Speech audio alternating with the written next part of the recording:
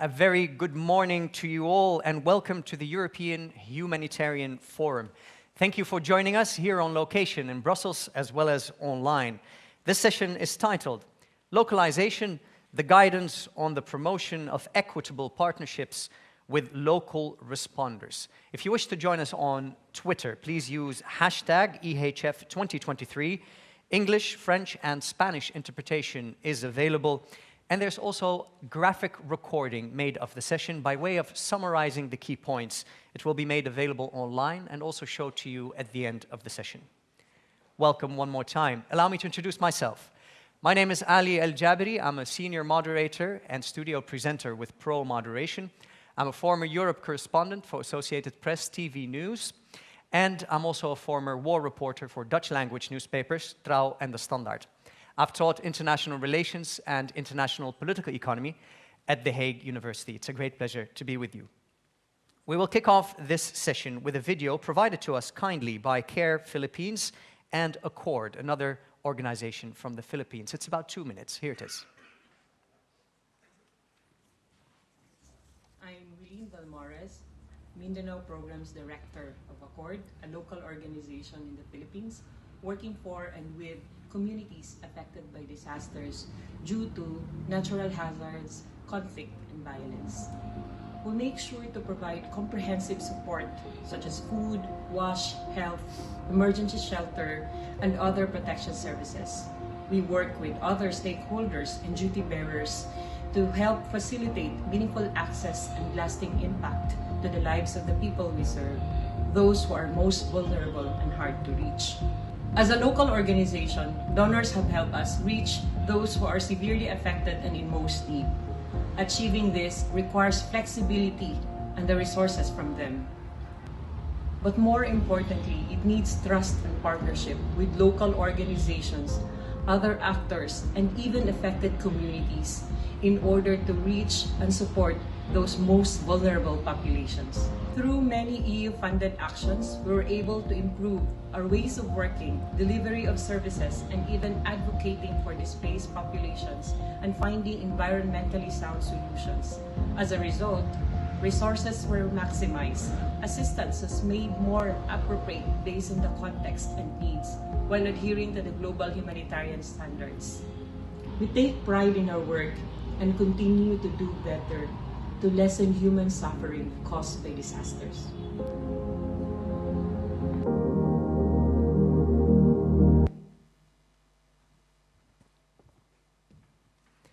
Thank you, CARE, and thank you, Accord. Yes, an applause is in order.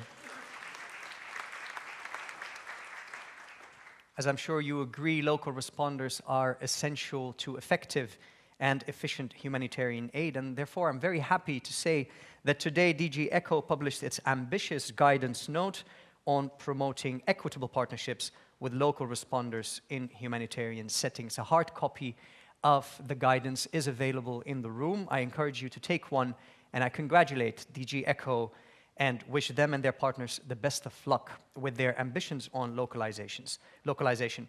And this indeed is the topic of today, which we shall discuss with an excellent panel. But before I introduce the members of the panel to you, we have two keynotes. As you may know, in the run-up to the European Humanitarian Forum, DG ECHO organized a number of thematic sessions across the world. One was on localization, held in Nairobi. Our next speaker was present in Nairobi at the session and will give us a summary of the key points discussed there. I'm very happy to give the floor to the Disaster Preparedness and Response Manager at Community Empowerment for Rural Development, CFRD, an NGO in Uganda, as well as Council Member of AHON, the Network of African, Local and National Humanitarian Organizations. Please welcome Ms. Juliette Eyokia. She'll speak for 5 minutes.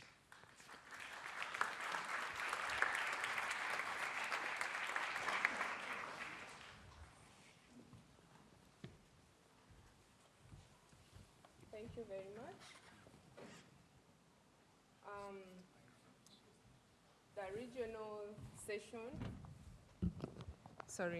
The regional session in Nairobi took place on 24th of February 2023, organized by DG ECHO Regional Office in Nairobi.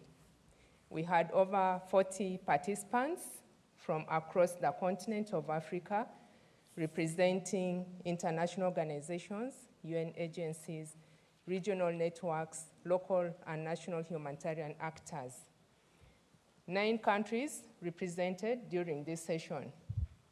A number of discussion points and asks from this session have already been captured in the localization guidance that has been published by ECHO. So I'll not take a lot of time to dwell on what has been covered, but I'll be able to make emphasis on some of the key points that were discussed. Some of the points that were captured already include fair risk sharing among partners, better and promotion of funding options, especially pooled funding, in different ways to enable local actors have access to funding for quick response to humanitarian crises in their communities. And more systematic inclusion of local actors in coordination mechanisms. But I would like to emphasize that donors should promote the design of guidelines to INGOs to be able to harmonize due diligence processes for local actors. We have processes that take a lot of time in conducting due diligence, and sometimes these processes are not fair to local actors. Our ask is that due diligence process need to acknowledge that heterogeneity in institutional and organizational skill sets from local partners and must adapt accordingly to avoid unnecessary bureaucratic impediments. Reflect on options to harmonize due diligence so that the burden of this process is not to the heaviest of local and national humanitarian actors. Due diligence assessment need to improve on their intentionality and capture different added values of local organizations with view to invest the capacity of the local actors. That means there needs to be budget allocation to this process. For coordination mechanisms, while we witness improvement, the underrepresentation of local actors in coordination bodies remains a significant challenge and is associated with multi-layered hindrances, such as the lack of resources, language barriers, and balanced information sharing, legal limitations, and general tendency to consider local actors' contributions as non-strategic. Donors and international actors should allow for a paradigm shift which alters the current power dynamics. Donors, international actors should adapt to local capacities and context to avoid leading an action from their standpoint. Consortia models, shaping strong local response ecosystem. International actors must have multi-layer strategies for capacity investment, mentoring of local and national humanitarian actors based on the capacity and gap assessment. These must be budgeted and translated into capacity building plan. Clarity on the value add of each consortium member should be ensured. Consortium must be built on the added value of each member and work as mutually accountable partnership. The contributions of local actors should be clearly highlighted. Advisory groups are a relevant step to ensure decision-making is to make it as equitable as possible.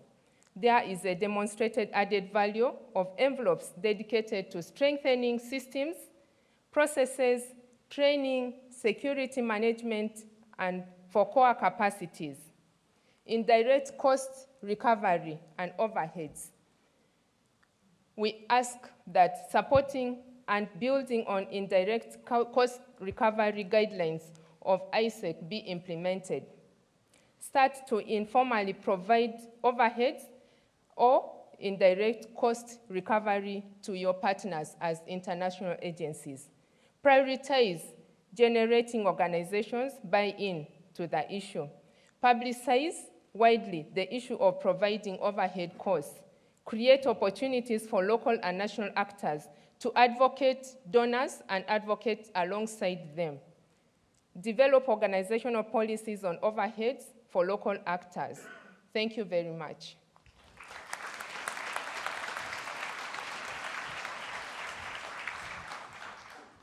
Thank you very much, Juliet. Always excellent to hear from someone who's familiar with realities on the ground. Juliet will be part of the panel as well, right after we listen to the Deputy Director General of DG ECHO, Mr. Michael Kohler, who will give us an idea of the newly published guidelines. Please give him a warm welcome.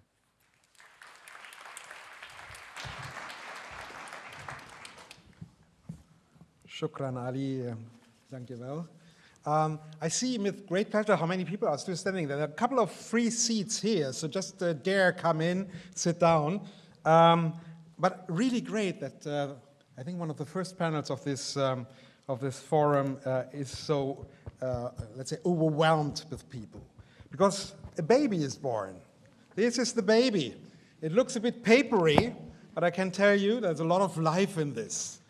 Now, the baby was conceived, maybe 7 years ago in Istanbul at the World European Humanitarian Forum, or maybe 2 years ago when the Commission published its humanitarian aid communication and the Council afterwards endorsed it in the form of guidelines, or was it perhaps conceived just a year ago when at the first forum, not very far from here in the Musée des Beaux-Arts, Commissioner Lenarčič committed to issuing those guidelines. I don't know, maybe 7 years, 2 years, 1 year, but it took a lot of time. But why that? Because actually we didn't want to make it something that, ECHO is blessing the world with. We wanted to make it a collective effort. And yes, these are now ECHO's guidelines, but in reality, they are our guidelines. They are your guidelines. And the fact that this room is so crowded, I take as, let's say, a witness for the fact that you all want to be godfathers and godmothers of the newborn baby. And this is important because I would like to highlight 2 or 3 principles, 2 or 3 basic approaches that we choose when going about these guidelines. The first is the most important. Once again, we wanted not to sit down at some of our arcane offices, look at the drawing board, put something more or less intelligent on the paper, and then bless all of you with it. No. We wanted this to be the outcome of a inclusive process, the outcome of a process where we listen to the field, where we listen to our local partners, where we listen to our not-so-local partners, to everybody who has to work with these guidelines. Because only if you own them, only if you deal with them, only if you believe that these are the principles that should guide your action, by the way, regardless of whether you're financed by DG ECHO or by other donors, only if that is ensured, then of course we may have a good perspective for this to become practice. So we organized quite a comprehensive consultation, June, July 2022. We got over 630 responses. 630 responses, half of them actually from so-called local or national actors. And then, of course, there was a second round of consultation, many of you have taken part in this, where we tested the ideas that we had brought together on the basis of these conclusions with those that are our most trusted contractual partners and therefore have to work with all this. So let me thank all of you who have participated in this consultation, local, national actors and also ECHO partners. And let me thank in particular also the colleagues in our unit C1 and E1 and many others in the House who have contributed to this. An inclusive process which hopefully has produced something that can be implemented. Now, secondly, what is the approach that was chosen? And I think there again, we tried not to come with something that would fit all sizes. No, there's no such thing as one size fits all. Localization, if we want to use that word, it's a little bit patronizing, to be honest, but if you want to use this word, localization is something that, that requires a tailor-made approach. Localization very often is a requirement of efficiency and effectiveness. It is something that we need to have the ownership of people on the ground, but how this works out depends obviously on every single context. And we all probably could imagine situations or know situations where localization may not be the means of choice. But at the same time, we also know that this must be the rare exception. That in most of the cases, and even in the, let's say, most difficult crises, you have a host of very, very competent, very much experienced, and very well introduced local partners that actually already today work, of course, for most of the implementing agencies that a donor like ECHO is funding. So we tried to find the middle ground in these guidance, middle ground between, a prescriptive approach and at the same time the possibility to adapt to the concrete situation on the ground. There's a lot of inbuilt flexibility. There's a lot of inbuilt context orientation, and actually rather than obliging our partners, we hopefully brought about the right mix of incentives. Incentives that should encourage our partners to identify the right way of localization in a given crisis theater that would give them competitive edge over other proposals when it comes about, or when it comes to funding requests that would be lodged here at DG ECHO. So no such thing as a one-size-fits-all, but a very strong context orientation. And the third element that I would like to highlight is a little bit the question on what are the key objectives? What is the content of this guidance?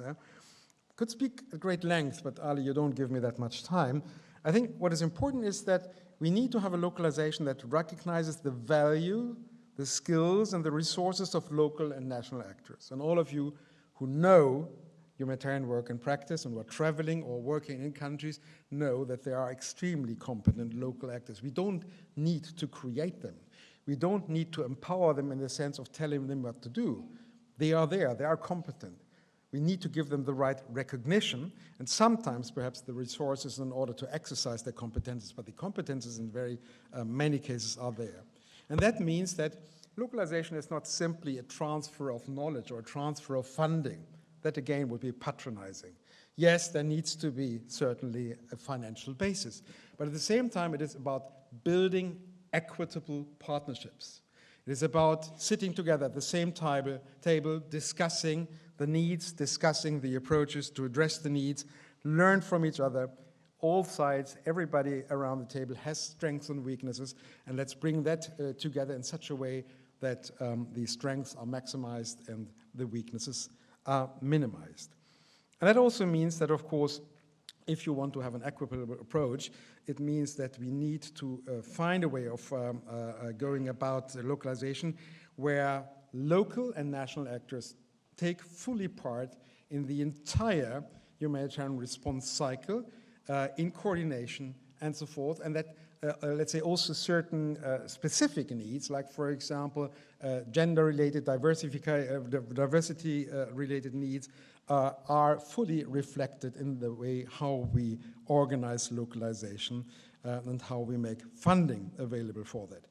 We have tried to mainstream, for example, the requirement of creating a better environment for women's leadership. We have tried to bring in a lot of elements towards transparency of the engagement with local actors and a number of other diversity-related recommendations, I would say, that we have tried to mainstream throughout this guidance note to make it a general feature of the way how we operate. And we have set ourselves a target. The target is that at least 25% of our humanitarian funds should go to local and national actors as directly as possible. And that means with a maximum of only one intermediary. As directly as possible means not a cascade of intermediaries, but one intermediary. And of course, at the same time, we have taken a commitment to increase our multi-annual portfolio, our multi-annual contract portfolio, by another 30% this year. And I hope this will continue over the years to ensure that there are, let's say, is a better economy in the way how we operate these guidances. So we want to give it a try. We want to be serious. We want to be serious even in a situation where our basic regulation doesn't make it easy for ECHO to work with local actors and to directly contract them, but we want to be credible. And that means that we need your help as the implementing partners of ECHO, but at the same time also perhaps your imagination. We already have a number of financial instruments that we operate in order to finance local actors as directly as possible. In a couple of countries this works well. We also want to fund more country-based pool funds in as much as they help us on localization, but there may be other forms of funding, and we are of course very open in that regard. We try to listen to you, whichever recommendation you may have to help us inventing new financial tools that make localization a reality. We are open to this. Just speak to us and just push us in the right direction. So let's make localization a success. In order to do that, we all need to work together. Many thanks.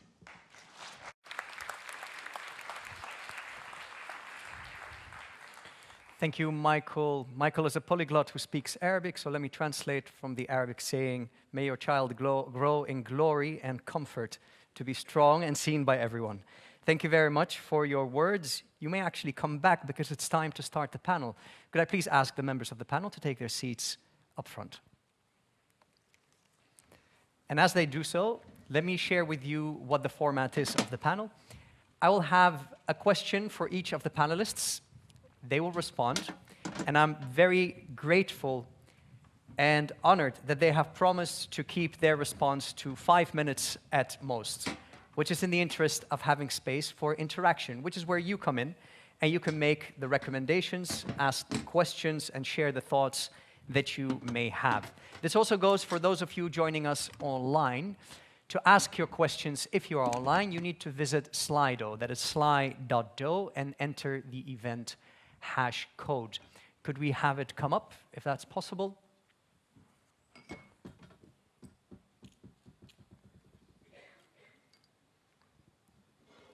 I'm sure we can show it to you later on again. If you're in the room, refrain from using Slido. There it is. So the hash code is EHF 2023. This is how you can ask your questions. The questions will be passed on to me, and I'll try to entertain as many of those as possible. You may also need to choose the room once you get into Slido, and the room is Studio 20 March. Having said that, let us give a warm applause to the members of the panel.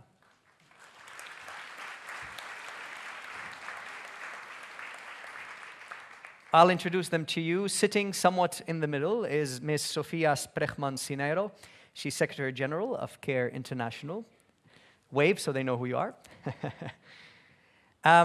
To her left, from her perspective that is Ms. Nanette Antequisa, Director of EcoWeb, a women-led organization in the Philippines. Thank you for joining us.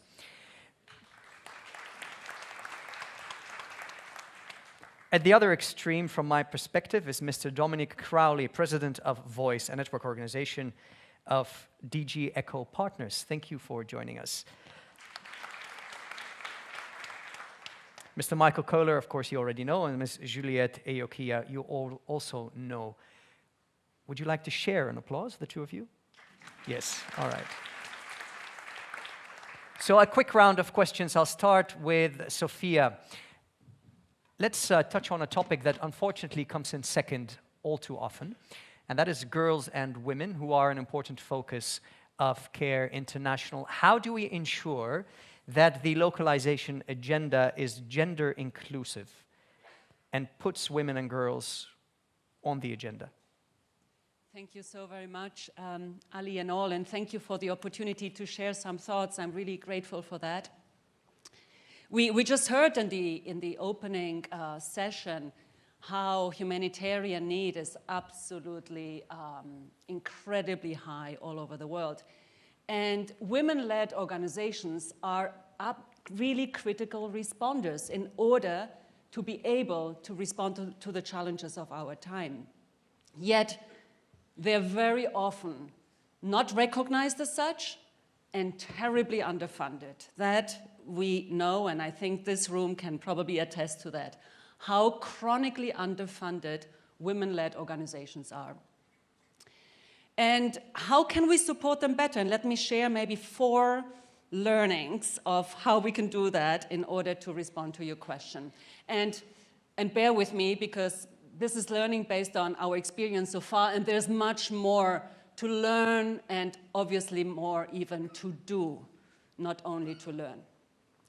I would say, number 1, the first lesson is that data matters. Many of us, NGOs and donors, collect information on funding to local organizations, but we do not disaggregate how much of that goes to women-led organizations. So I think it's really essential that we collect that data. We know that, and we know that from the grand bargain, that if we collect data, it really triggers action. So that's number 1. Number 2, quality funding for women-led organizations.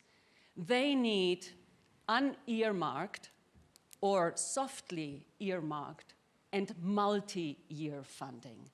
That is absolutely critical. In my recent trips to Afghanistan, to Ukraine, to Lebanon, that's exactly what women-led organizations were saying. They need that kind of funding in order to succeed. And though at CARE we have a long way to go, just in a 1-year period from 2021 to 2022, of the percentage of funding that goes to local organizations, which in our case is about 1/3 of our funding, we raised unearmarked funding or softly earmarked funding from 24% to 55% in 1 year. So it's possible. It's possible to do that if we commit to it.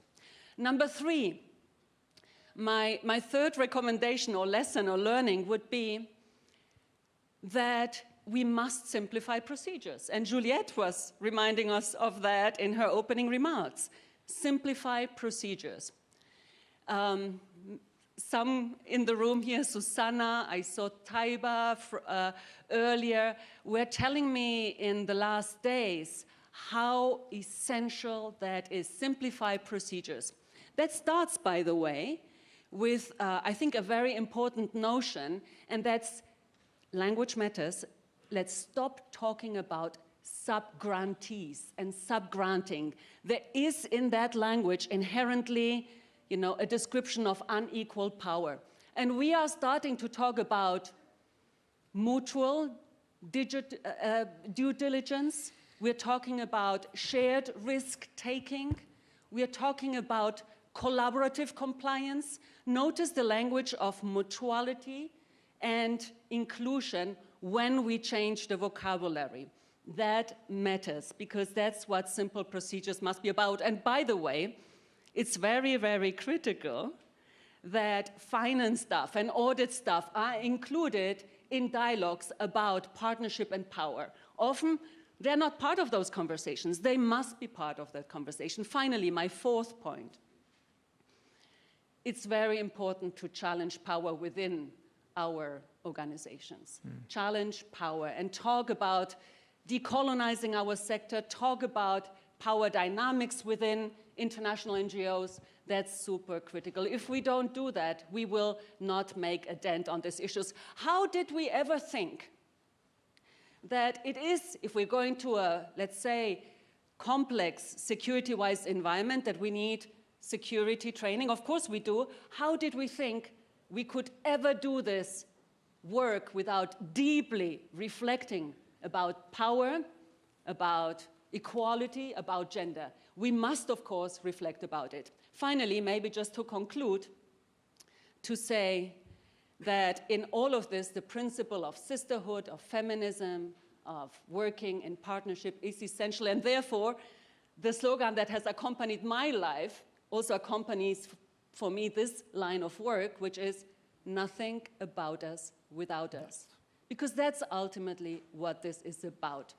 Really supporting the autonomy and self-determination of the people that we're supposed to serve. That's what it is about always. And Michael, you said earlier that you found the word localization patronizing. So do I.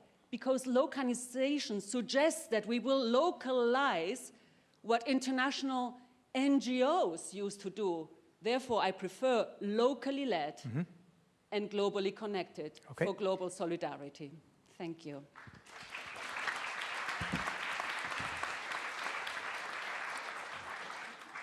Thank you very much, Sophia, for your powerful message. Let's move to Nanette from the Philippines. Your organization is playing an important role in the localization agenda. In 2021, you held a multi-stakeholder dialogue on the topic. Could you tell us about the success of that project? Could you also touch on the fact that many local responders in the Philippines aspire to total self-reliance? The next 5 minutes are yours. Thank you, Sir Ali, and everyone, and for the organizer for this opportunity. Very grateful. Yes, the Philippine localization dialogue process that took in 2021, in itself, I would say, is already an achievement. It's a collective action. As a result, actually, of a collaborative effort of A4EP, ECHOWeb, Oxfam, OCHA, and with the support of the UN Resident Coordinator. And we're really thankful for that.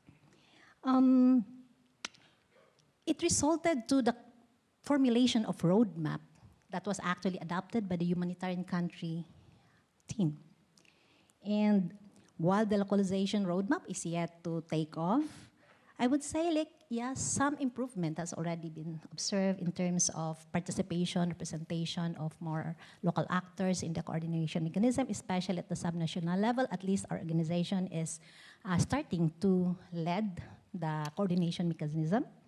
And we also see the increasing participation at the country level conversation. Just recently, 4 days ago, we started the discussion on the strategic direction of the flagship project of the ARC Martin Griffith Office. That include actually the Philippines, and I'm really grateful for more local actors' participation in that. As indicated in the Philippine Localization Dialogue Report, we see the important roles of donors and to move forward the localization commitment. And happy to see and hear from Mr. Michael Kohler that somehow those recommendations are being addressed in the DG ECHO guidance on equitable partnership. It is great that DG ECHO value the resources and skills and the importance of local actors and also the two-way learning capacity strengthening between partners. For we believe that only through meaningful complementation of capacities of all stakeholders that we could effectively achieve shared goals of making humanitarian action more effective and efficient in addressing and in shrinking humanitarian needs and in building resilience of people. As indicated in the 2021 Philippine Dialogue process, affected people and communities themselves also wish to be treated as partners and not just as recipient of aid. And in our experience of promoting the survivor and community-led response approach, we see the huge benefits when we treat communities and as partners and let the affected people lead the process and manage their own designed priority actions through the facilitation of capacitated local actors. It makes our humanitarian programming more effective, responsive. It fosters cost-efficient action, nexus actions on the ground. It generates wider participation of community, protects dignity of people. It strengthens transparency and shared accountability. And it encourages action to address root causes of vulnerabilities and resilience building. As experience show that equitable partnership to meaningfully happen, it needs mutual trust, as emphasized by Ms. Sophia. It requires sharing of power and also equitable sharing of risks. Thus, we see the importance of also providing more support for those in the front line facing risks. DG ECHO's guidance for intermediate partners to cascade flexible multi-year funding to local implementing partners is a way forward. But we also would really hope that it will cascade to the local actors. Just would like to also ask if the guidance support local actors and their network consortium to scale up. I read in the guidance the current limit of 60,000 euro for local implementing partners. I would say, or at least in our case, we already are able to pool funding, flexible funding from philanthropic partners 20 times that amount. On due diligence, is the demonstrated capacity of local actors to implement community actions also given equal importance, not only the needs, for we know that local actors prioritize programming and action on the ground rather than on institutional strengthening. Happy to see the recognition by ECHO on the need to enhance two-way communication. Feedbacking with recipient of aid is equally important for us. We know that we really believe that making communication inclusive and accessible, I believe, is also important to make people at the center of aid and our actions. Thank you.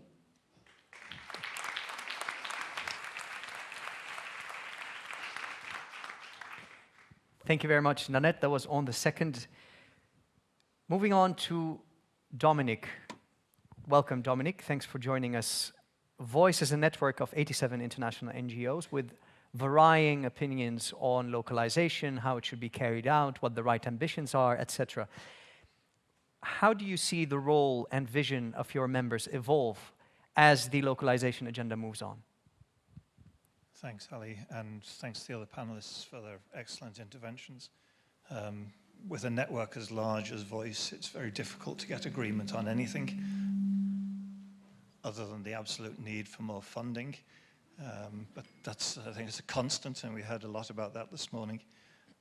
But most Voice members have long-standing experience of and commitment to working in partnership with local and national partners, local and national organizations. And they're very strongly, broadly, very strongly supportive of a more equitable model of partnership, which is to some extent outlined in the guidelines that ECHO has released today. That relationship is not just between NGOs, but it's also the relationship between NGOs and ECHO and all of our EU member states. So how do we broaden the definition and the thinking? Because localization is a very broad term and there's no real single definition of it. For some Voice members, probably for many Voice members, it's a means to an end. Supporting local and national organizations allows us to get better, quicker, more effective access to at-risk communities and to deliver more appropriate interventions. And that's the priority for us, the effectiveness of the interventions that we're delivering or supporting. And the diversity of the Voice membership, the diversity of approaches, it reflects the comment that Mikhail mentioned earlier on about there is no one size fits all. The diversity of opinion and diversity of approaches is probably an advantage that will allow us to have more impact over time. So Voice collectively welcomes the initiative that ECHO has taken, whatever the gestation period was it that Michael was talking about earlier on. But it'll take us some time to absorb the detail and the implications. The document's more than 40 pages long. So what will it actually look like on the ground? And I have a slight anxiety on my first reading of it that ECHO is looking to the NGO community exclusively to deliver on the ambitions of the guidelines. And I don't see very much of an active direct role of ECHO in contributing to the attainment of the ambitions of the guidelines. And that's something that I would greatly welcome. And Ali, I somewhat question your sort of opening remarks that we're undergoing major transformation. In the more than 30 years that I've been in the aid sector, I find that transformation is more talked about than delivered on. So are we really at a point of major transformation? Localization, the language of localization, is central to the rhetoric of most NGOs and most donors. But are we actually delivering on the ambition that was stated at the World Humanitarian Summit and subsequently to be as local as possible and to be as international as necessary? Are we addressing the impediments to this ambition? I often feel that the ambitions such as are outlined in the guidelines, which are very welcome, as I said, are undermined by the seemingly endless and ever heavier burden of administrative and compliance requirements. At the moment, international NGOs carry the legal and compliance burden in establishing partnerships with local and national organizations. We carry all of the risk of those relationships. If we genuinely want to nurture an environment that is conducive to the creation of equitable partnerships, we need to get a better balance of these risks, as was mentioned earlier on. For example, some of the most effective local actors are the small grassroots organizations that are part of the communities that they serve. But there is a risk that unless we are collectively willing and able to be less risk-averse than we currently are, and to accept more proportionate compliance burdens, we will miss out on the potential added value that these organizations offer the communities that they serve. A further example, and an important one for us currently, we're talking about the potential for transformational change. UN Security Council Resolution 2664, if it were taken on by all EU member states in their autonomous sanctions regimes, if that blanket humanitarian exemption from those sanctions regimes were really delivered on, that would be transformational.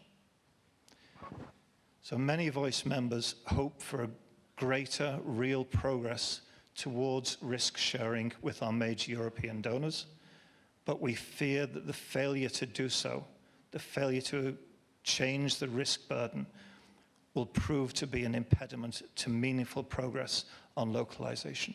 Thank you.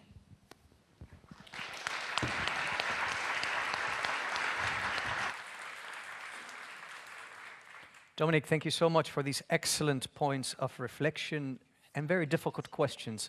But this topic, I think, deserves these difficult questions, and we're here to think about it at least. Moving on to Juliette Ahon, the network of local and national African organizations working on humanitarian aid, among others. You are conducting a mapping of those organizations in Africa. Based on what you've learned so far, what are some of the blind spots that international donors have in regards to what local responders need to do their job effectively? Thank you.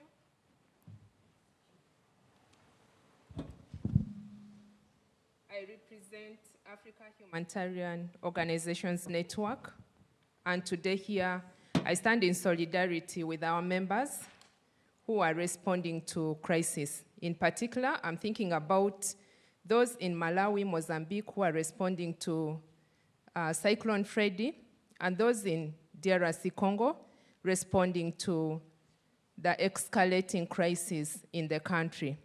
I myself am involved in humanitarian work in West Nile sub-region of Uganda, where we are hosting 729,735 refugees from South Sudan and DR Congo. This is a figure of 28th of February. I don't know what has happened today.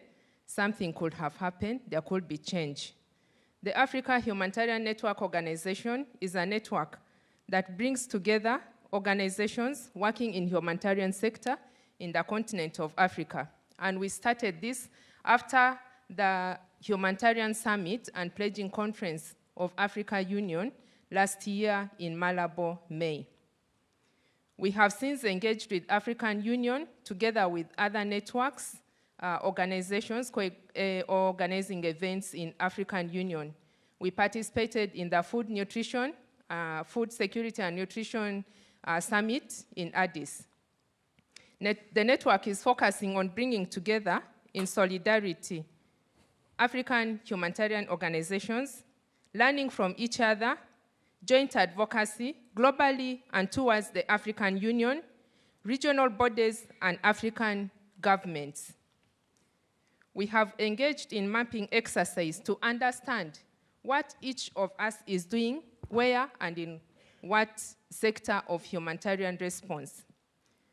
We want to improve humanitarian response and work with stable governments to address the root causes of humanitarian crisis on the continent. Our members are responding to climate-induced crises, such as the food crisis in the Horn of Africa and Sahel, conflict fuel crisis in DR Congo, South Sudan, Nigeria, to mention but a few. We have 185 members so far, from large to small grassroots organizations.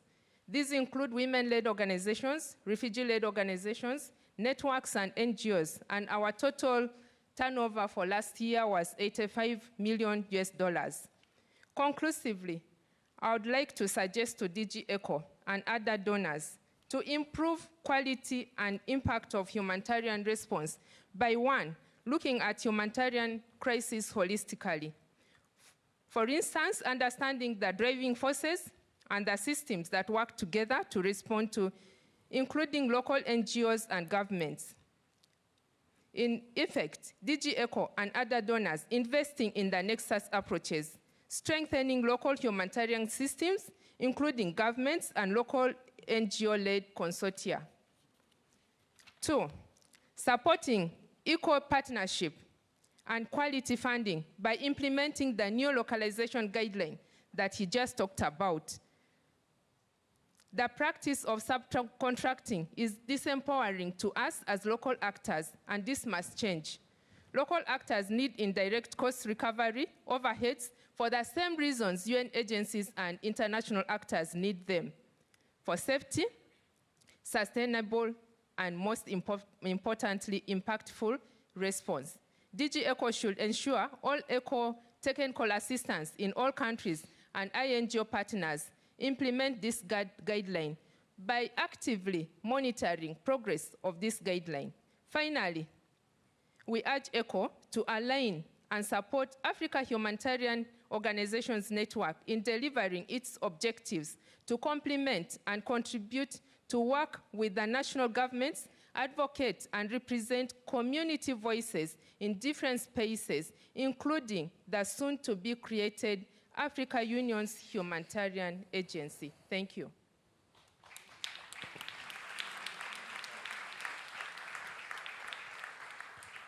Thank you very much, Juliet, for another excellent statement and important points.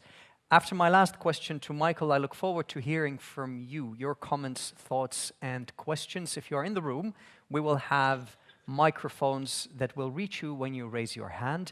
If you are joining us online, please get to slido.com, enter the event code, hashtag EHF 2023, and pick room studio 20 March. Alternatively, you may also scan the QR code. Moving on to the last question. Excellent points and excellent questions were raised, Michael, by your fellow members of the panel. Even the language and the definition of localization has been questioned.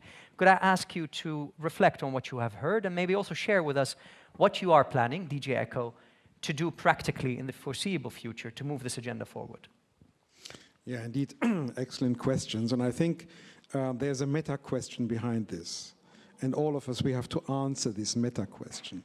The meta question really is, we're all stakeholders in the humanitarian sector. We're all part of the humanitarian industry, okay? So, what do we mean when we speak about localization or local leadership? Do we mean that, you know, everything remains as it is, and then we add a little bit of local? Or are we into an exercise of change here? But if that is change, it must be profound change. Now, some of you know that I'm personally of the opinion that the humanitarian sector, as it has evolved since the 1970s or so, cannot stay as it is. It has to change in many, many regards. And it has to change not only with respect to the role of local leadership. It also needs to change when it comes to the funding base. So my hope would be, for example, that in 20 years from now, and don't quote me on the number of years, we have an international humanitarian system where you would have, for example, an additional 20 or 30 donors, many of them actually geographically situated in the south. And many, many organizations working on this, most of them actually in the countries where the work needs to be performed. And why so? Because we all see that with the increase of humanitarian needs, as a consequence of conflicts, as a consequence of rivalries about resources, but in particular also as a consequence of climate change, basically the present system and the response capacity of the present system is overwhelmed every year a little bit more. So we need to come to a totally different system in order to respond to people's needs. A system where local action takes place, where local resilience is there. And local resilience can basically come up with prevention, anticipatory action on the local level. So it must go much more local. And we all have to contribute, the North just as much as the South. So that means, in operational terms, that this here is not the end of the story. This is the beginning of the story. If the baby is born now after, I don't know how many years of pregnancy, it means it is there. But all of you who are fathers or mothers know that that is not the end of the educational process. So how does this continue? I think we now have to start implementing it, and we have to continue the dialogue in order to figure out what works, what doesn't. And maybe Dominic is right, and it's all too complex. Maybe Dominic is right and says, listen, maybe there's too much onus on the NGOs and too little onus on other implementing partners. Let's learn from this. We have our impediments, but these impediments are not there forever. I would say in 2025 or 26, the next European Commission has to come up with new proposals for the next multi-annual financial framework, probably a new basic regulation for the way how we implement humanitarian aid. At the same time, the next European Commission, as every European Commission, will come with new rules on our financial regulation.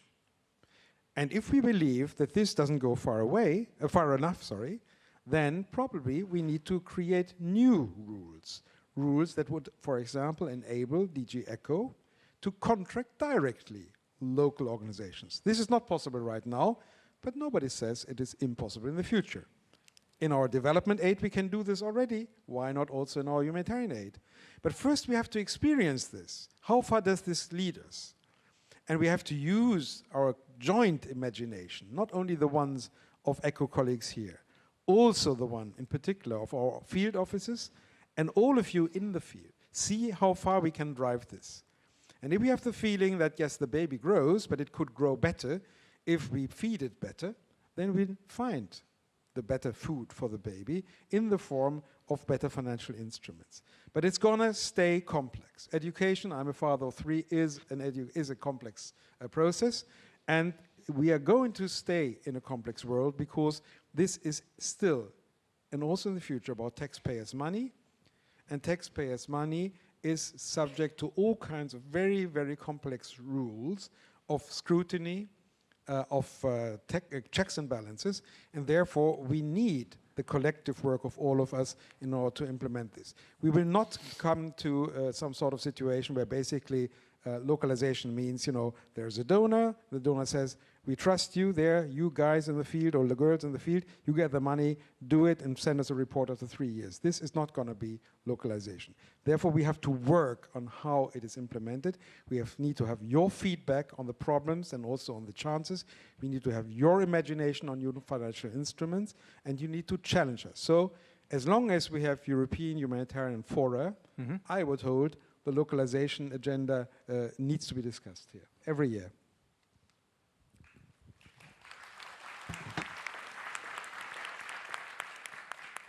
Michael is a father of three. I'm a father of one 3-month-old. The more I listen to Michael, the more nervous I get.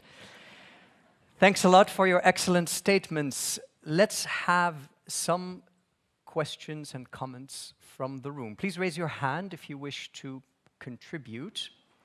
Okay, there's 2 at the front. Let's start with you, madam. And let me remind you to please keep it short so more people can contribute. What's your name? So I'm Smriti Patel from Alliance for Empowering Partnerships. was sitting there on the panel last year.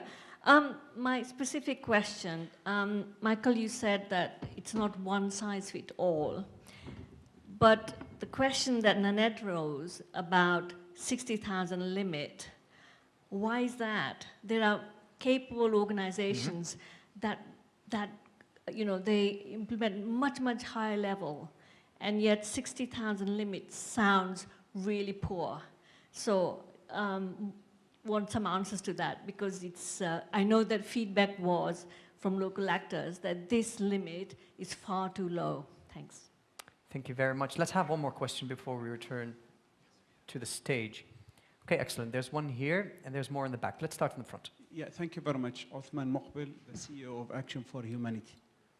Most of our business is in Syria, inside Syria, our previous name, Syria Relief. So, Sophia, I really like what you mentioned. But the problem, I think, with what we say and what we implement. So we still talk the talk until now. I have been involved in the localization for the last few years, and you can see about the commitment before COVID and how much of that commitment really implemented. So we still, subcontractors, yes, they are subcontractors. And this is the reality. Most of INGOs deal with the locals as subcontractors.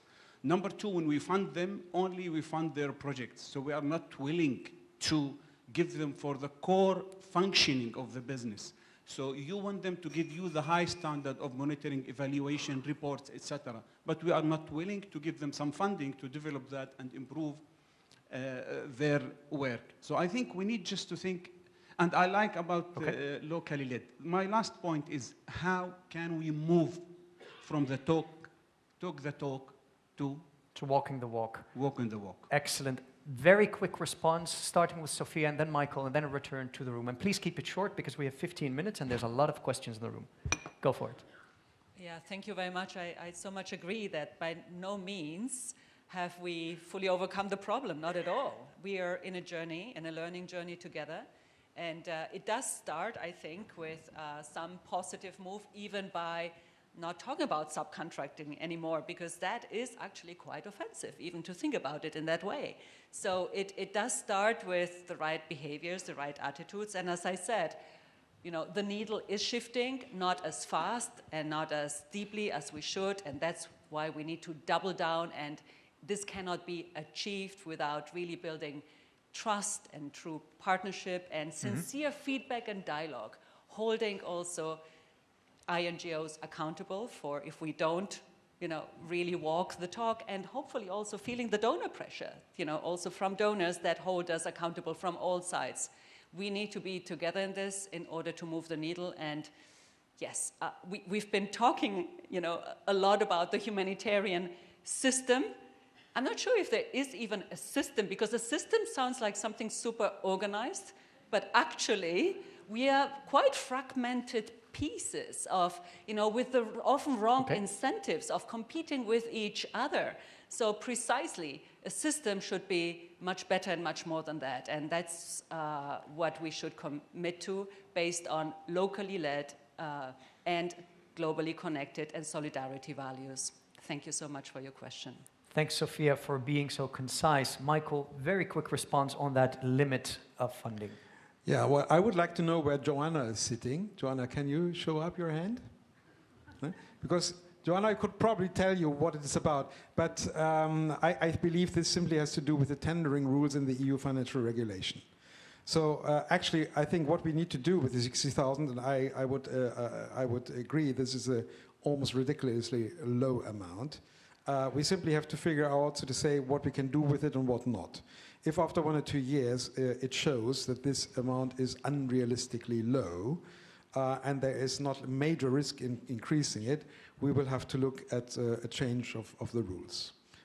So let's try it out, and then if it is not satisfactory, and I'm pretty sure it will not, then let's revert to that and change the rules accordingly.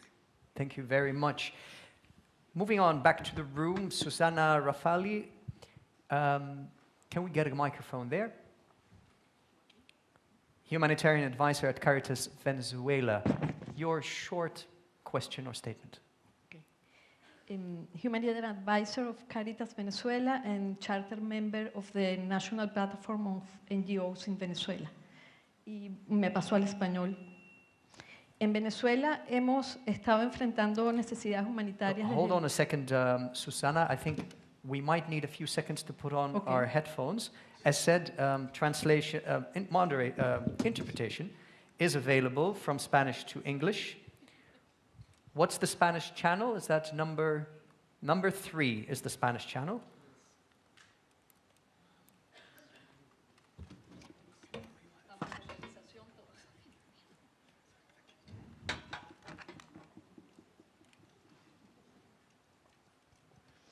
En Venezuela hemos estado enfrentando necesidades humanitarias desde el 2015, pero fue hasta el 2019 cuando OCHA pudo establecer su mecanismo de respuesta coordinada y comenzaron a venir las agencias internacionales.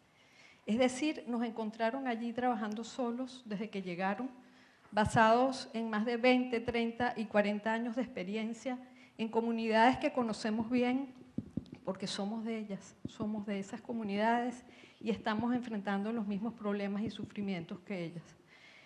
Fuimos clave en expandir y escalar la respuesta humanitaria al principio, a pesar de los pocos fondos que se asignaron a nosotros. Solo el 1%, no lo estoy diciendo mal, solo el 1% del primer plan humanitario de respuesta para Venezuela se designó directamente a organizaciones locales. ¿Qué manera de honrar el gran pacto fue esta? Claramente eso fue una oportunidad perdida. Los pool funds, el Fondo Humanitario para Venezuela, brindó una oportunidad de revertir esta tendencia. Más del 70% del fondo está siendo implementado ahora por organizaciones locales. Formamos parte de la Junta Asesora y de toda la gobernanza del mecanismo humanitario. Sin embargo, los criterios de elegibilidad, la debida diligencia, está muy lejos todavía de estar al alcance de las organizaciones de base, que son precisamente las que están haciendo el mejor trabajo en la última milla. Valoramos profundamente el trabajo que están haciendo las agencias internacionales y todo el mecanismo de respuesta, pero reconocemos que lo pueden hacer mucho mejor todavía. Persisten grandes tensiones, hemos perdido representación en los mecanismos de coordinación desde que ustedes comenzaron.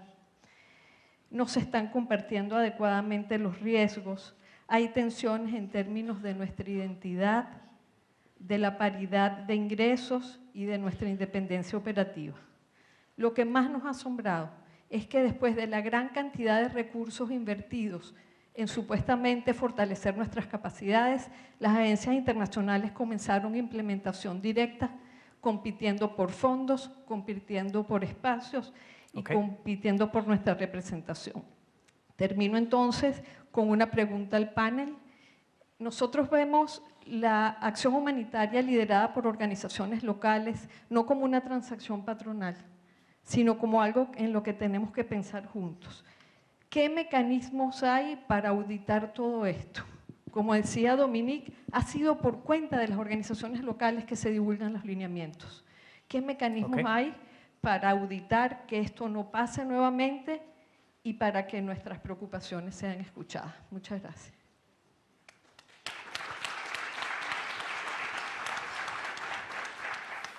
Thank you very much, Rafaela. Let me just share with the 3 other speakers on the predetermined speakers list to please keep your statement to 2 minutes at most. I'll be a little more strict than I was so far because there's many questions in the room that we'd like to entertain. I'm also happy that I've just received permission to go over time with 5 minutes so we can have a little more space for interaction.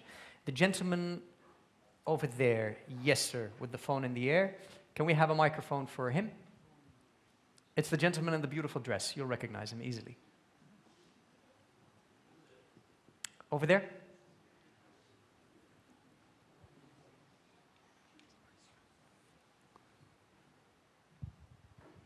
Merci. Moi, c'est El Mehdi Agouakina, je viens du Mali. Merci pour ce panel. Un moment, amigo, my friend. We have, mon ami, my apologies. I'm taking Spanish courses, you can notice. So I just said it's channel 3 for Spanish, but you need channel 1 for English. If English is the language you prefer, then it's channel 1. My apologies for mixing up the language. Let's give them 10 more seconds so everyone has it. Just 10 seconds. J'ai pas compris.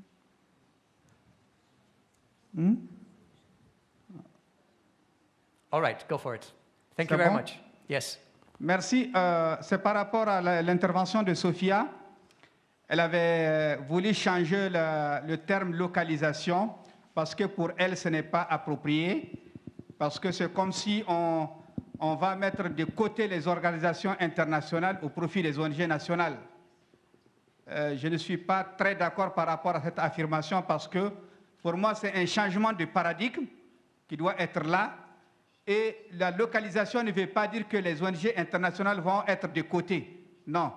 C'est chaque acteur aura son rôle à jouer dans cette localisation. Et je pense que c'est ce qui est important.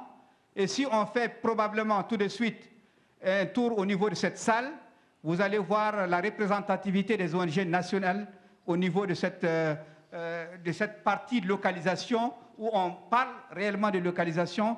Vous allez trouver que les acteurs nationaux et locaux sont très absents dans ces grands forats. Je vous remercie.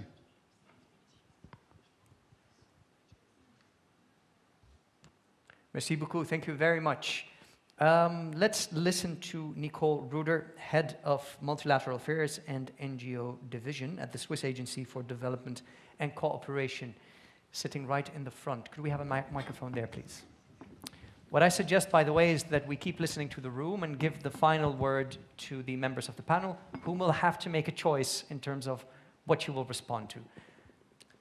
Thank you very much. I'll try to keep this very short. Look, thank you so much for this guidance note. I know how much hard work goes into this, not the printing, but it's actually while you're writing it, you're building the understanding and ownership of all the institutions and across institutions. And I also know that headquarters are particularly difficult when it comes to that. So congratulations on the document that we have. Many of our partners have contributed to the document, so we're also a little bit godparents of the baby that was born. However, I believe we cannot afford to wait until the baby grows. We need to put this baby into a stroller right now and run with it, and maybe push the boundaries a little bit. So while running with a stroller, I would like to just share 2 very brief experiences that Switzerland has had that have been very positive. And I understand there's limitations for ECHO and what you can do, but in Myanmar, Switzerland has given humanitarian money as core contributions to local organizations. And they chose to use this for institutional strengthening. From a communications point of view, this became a humanitarian investment for us. And that makes a lot of sense if we look at where we want to go with these guidelines. And then my second and last promised example is in Ukraine. Switzerland has worked with our local partners to find or define a number of criteria and checklists when it comes to how we work with intermediary in Ukraine. And this is based on one hand on the Lugano principles on recovery for Ukraine, but also the work of the Grand Bargain Caucus on the role of intermediaries. And again, coming up with this at the beginning of project implementation, at the beginning of programs, is really, really worth it. Thank you. Thank you very much.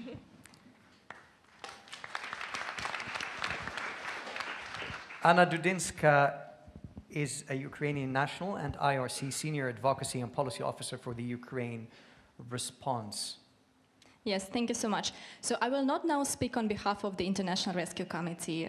It's my honor today to deliver a statement on behalf of one local women-led and women rights organizations in Ukraine we cooperate with, which is the Gender Bureau, which used to be initially an organization dealing with women empowerment. It was an analytical center, but as many local Ukrainian organizations, in February 2022, they had to step up humanitarian response.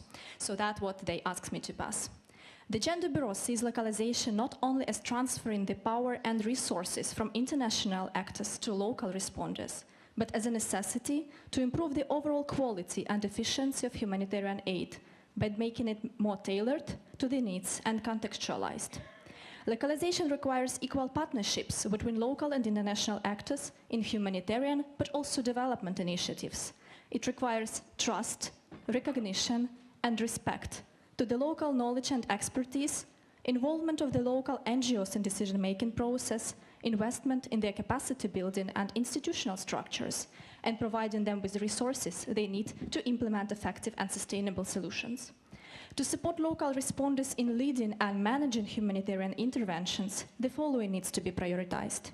First, capacity building support, including funding for training and technical advice. Secondly, ensuring that local and national actors have a greater sense of ownership, but also accountability. Thirdly, international organizations should use their influence and advocacy power to amplify the voices of the local and national actors, advocating for their inclusion and participation in decision-making process. Finally, as concluded by the recent IRC's Y-Weight report, the Gender Bureau has heavily contributed to local women's rights and women-led organizations need better access to direct, quality, and flexible funding, including country-based pooled funds. Thank you. Thank you very much. Your brief response, sir. Yes. Merci. Moi, c'est M. Al-Hussein Amidou. Je suis le président du Forum des ONG nationales intervenant dans les actions humanitaires au Niger. Donc, je suis très fier d'être dans cette salle. Je remercie les panélistes pour avoir vraiment touché du fond le vrai problème des ONG nationales. Dans le cadre de la localisation pour le Niger, ce que nous pouvons dire ici, depuis 2016 au sommet d'Istanbul, il y avait eu des engagements dans ce sens.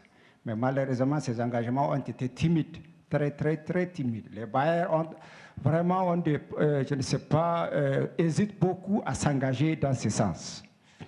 C'est pour cela que nous interpellons les bailleurs à aller financer les ONG nationales. Comme vous prenez un exemple dans un pays, aujourd'hui au Niger, 95% des acteurs humanitaires sont des ONG nationales.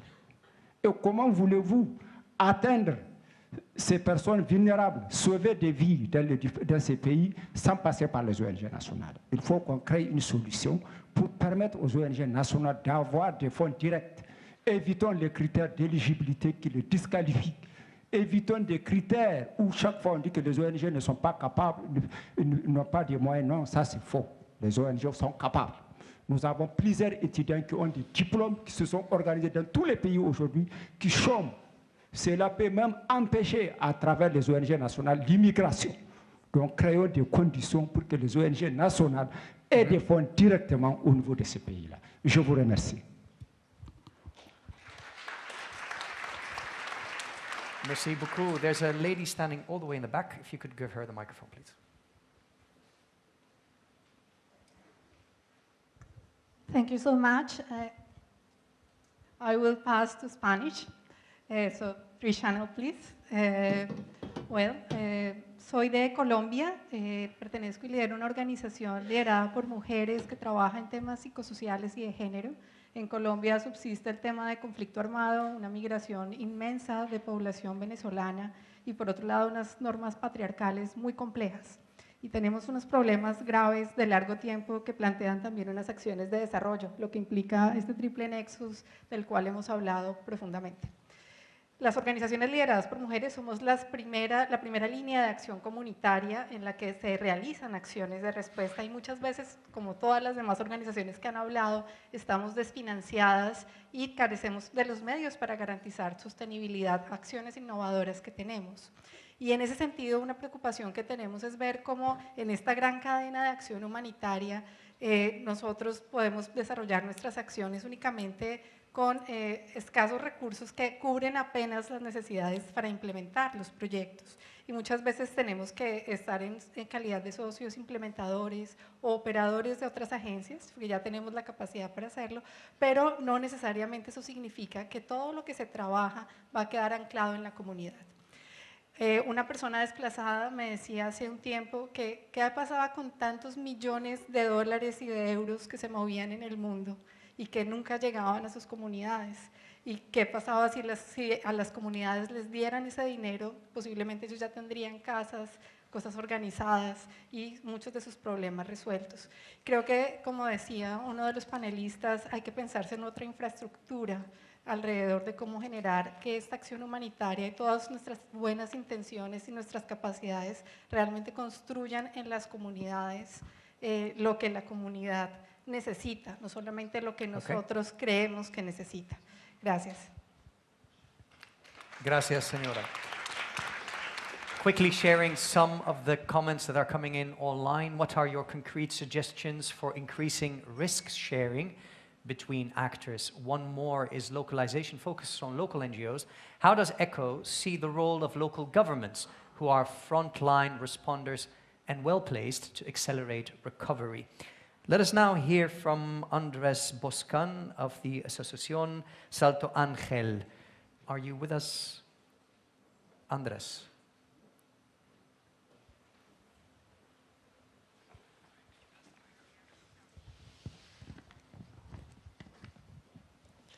Thank you. My name is Andrés Boscan. I'm humanitarian, Venezuelan migrant, living and working in Colombia. Together with my team of the local NGO Asociación Salto Ángel, I am implementing localization in my daily work. We are part of localization program together, and that is promoted by the German government and supported by Caritas Germany. I would like to add a few points. First, the simple fact of my presence and participation in this space is a relevant localization action. Almost never local actors can participate with high-level conference because it's so expensive, very expensive. I am happy to see that guidance note. Secondly, last year we held the first Congress, localization Congress in Colombia. Before there was no or few new legislation on the concept of localization and its very potential in the region. We organized this concert based on our learning about leadership, local, and humanitarian action. Okay. It's very important that government and donors understand the complexity of humanitarian needs and financing in humanitarian emergencies. However, the most priority localization with policy change in the same way. Localization is an emergency too. Lastly, I would like to ask the panel, especially Mr. Kola, who invited us up and who made this topic a priority for ECHO. Knowing the state of localization in Latin America and the Caribbean at the moment, what can you suggest to increase to the new legislation funding and use of the concept of localization in the near future? Thank you very much for your question, Andres. I apologize sincerely to all those who are still raising their hand but will not have a chance to contribute due to issues of time. But as Michael already said, this is only the beginning of the conversation, so I am sure there'll be more fora for you to continue the discussion that you are now having. I'll ask the members of the panel to conclude in 1 minute at most, and I'm sure you cannot respond to everything, but maybe you can choose one thing to highlight. And I'll start from my left, moving all the way to the end. Juliette, the first minute is for you.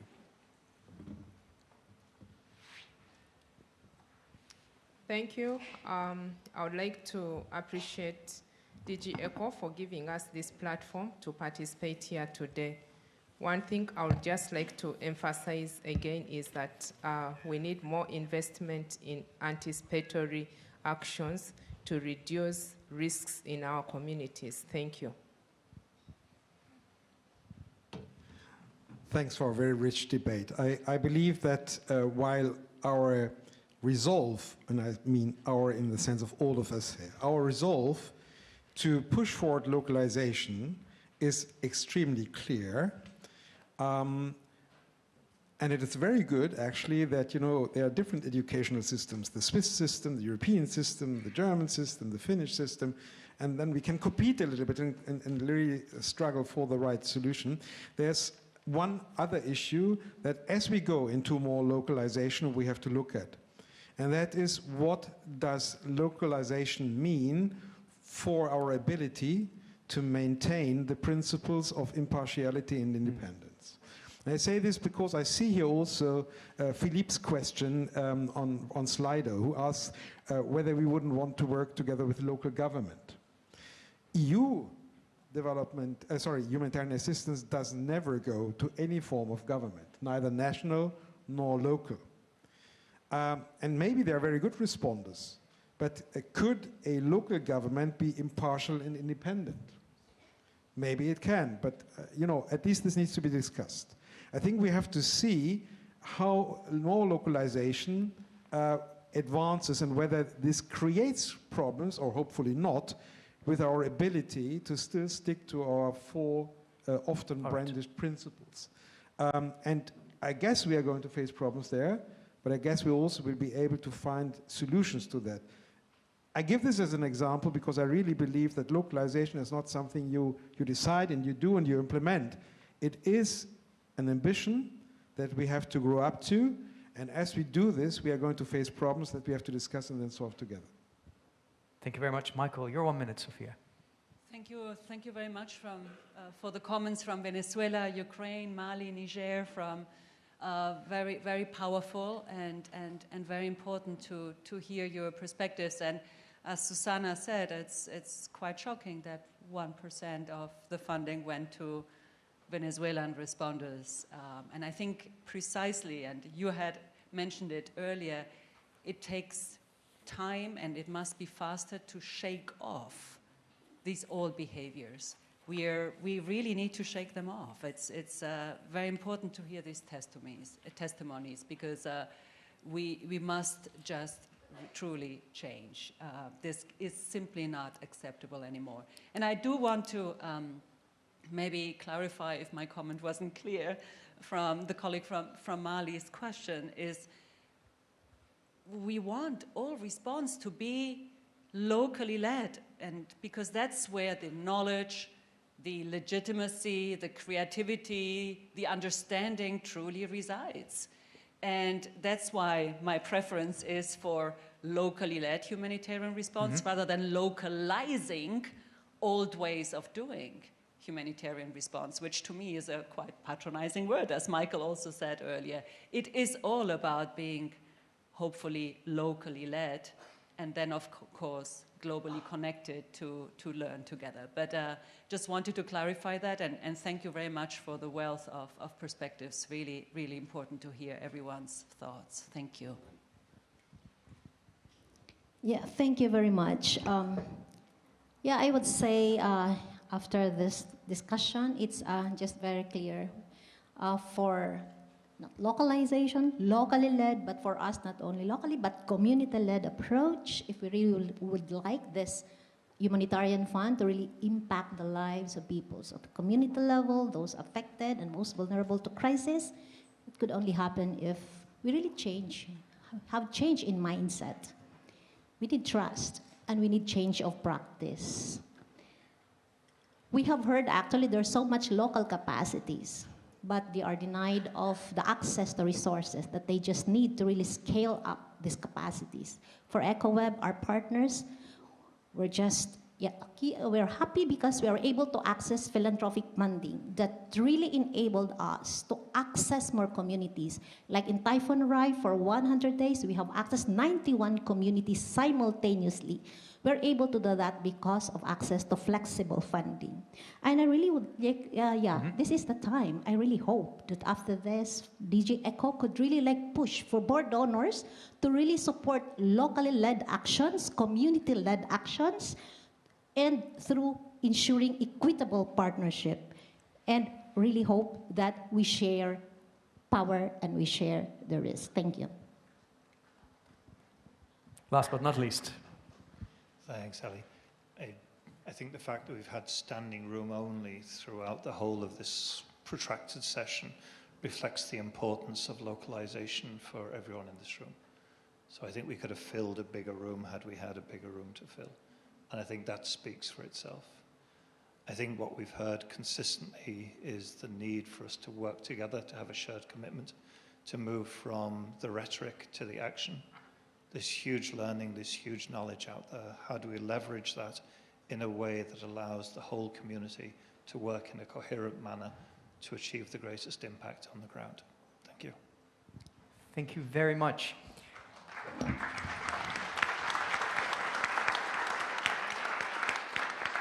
It's clear that there is a lot to still be discussed, but the agreement and the commitment are very strong, which reminds me again of a beautiful Arabic saying that I'll immediately translate. It is upon the willing to deliver deeds of will, and upon the generous to deliver deeds of generosity. I thank you all for your patience with time management, and I thank the speakers. And as you applaud, you will see that the graphic recording summary will be projected behind you, but it's also available online. Join me in thanking Sophia, Nanette, Dominique, Michael, and Juliet, and thank you all for your contribution.